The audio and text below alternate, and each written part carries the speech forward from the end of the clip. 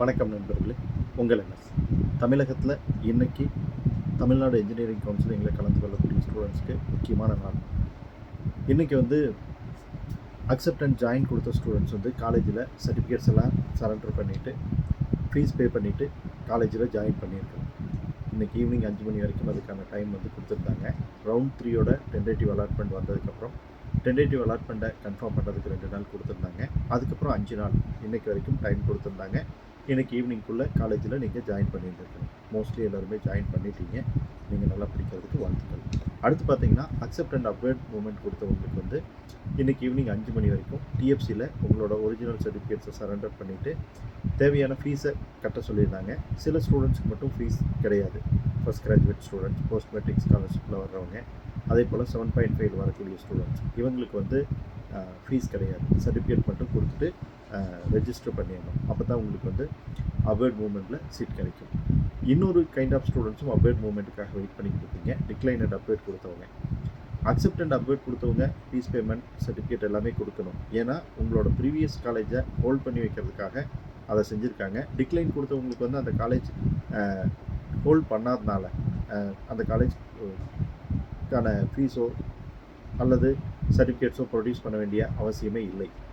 ஏன்னா decline and அப்வேர்டில் college கிடைச்சாலும் கிடைக்கலாம், கிடைக்காமலும் போகலாம். கிடைக்காமல் போச்சு அப்படின்னா உங்களுக்கு எந்த கன்ஃபர்மேஷனும் தேவையில்லை. ஆனால் அக்செப்ட் அண்ட் அப்வேர்டில் வந்திருக்கிற காலேஜை நீங்கள் அக்செப்ட் பண்ணிக்கிட்டதுனால அதை கன்ஃபார்ம் பண்ணுறதுக்காக இந்த ப்ரொசீஜர். சரி, இப்போது இன்றைக்கி ஈவினிங் 5 மணிக்குள்ளே நீங்கள் டிஎஃப்சிக்கு போகாமல் இருந்தாலோ அல்லது காலேஜில் ஜாயின் பண்ணாமல் இருந்தாலோ என்ன நடக்கும் அப்படின்னு பார்த்தீங்கன்னா, அந்த சீட்டு 2 விதமான அப்வேர்டில் காத்திருக்கக்கூடிய ஸ்டூடெண்ட்ஸுக்கும் இன்றைக்கி போய் சேர்ந்துடும். இன்றைக்கி ஒரு குறிப்பிட்ட டைமுக்கு அப்புறம் அந்த சீட்டெல்லாம் காலேஜில் இருக்கிறவங்க காலேஜில் சொல்லிடுவாங்க, இந்த ஸ்டூடெண்ட் ஜாயின் பண்ணியிருக்காங்க, இவங்க ஜாயின் பண்ணல அப்படிங்கிற டீட்டெயில்ஸ் கொடுத்துருவாங்க. அந்த சீட்ஸும் டிஎஃப்சியில் இருக்கக்கூடிய சீட்ஸும் எல்லாமே அப்வேர்ட் மூவ்மெண்ட்டுக்கு வந்துடும்.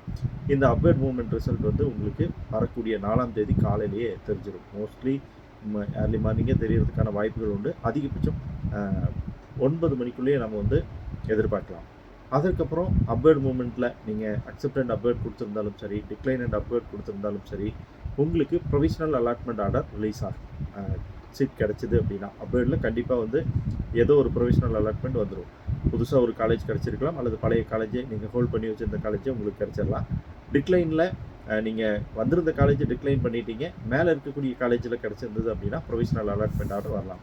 ப்ரொவிஷனல் அலாட்மெண்ட் ஆர்டர் வந்ததுக்கப்புறம் நீங்கள் அந்த பர்டிகுலர் காலேஜுக்கு கால் பண்ணி டீட்டெயில்ஸ் எல்லாம் கேட்டு என்னென்ன சர்டிஃபிகேட்ஸ், எவ்வளோ ஃபீஸ் கொண்டுகிட்டு வரணும், என்ன மெத்தடில் ஃபீஸ் பே பண்ணணும், ஹாஸ்டலுக்கு தேவையான விஷயங்கள் என்னென்ன, நீங்கள் ஒருவேளை டே ஸ்காலராக போக போகிறீங்கன்னா அதுக்கான வாய்ப்புகள் என்னென்ன எல்லாத்தையுமே விசாரிச்சிடணும்.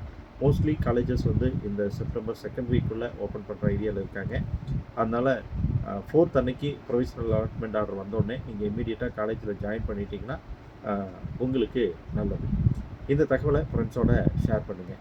அதே போல் இந்த ரவுண்ட் 3ல் அப்வேர்ட் மூவ்மெண்ட் கொடுத்தும் சீட் கிடைக்காதவங்க 4ஆம் தேதி ஈவினிங் நைட்குள்ளே நீங்கள் என்ன பண்ணிடணும் அப்படின்னா சப்ளிமெண்ட்ரி கவுன்சிலிங்க்கு ரெஜிஸ்டர் பண்ணிடணும். சப்ளிமெண்ட்ரி கவுன்சிலிங்க்கு ரெஜிஸ்டர் பண்ணுறதுக்கு 4ஆம் தேதி வரைக்கும் டைம் கொடுத்துருக்காங்க.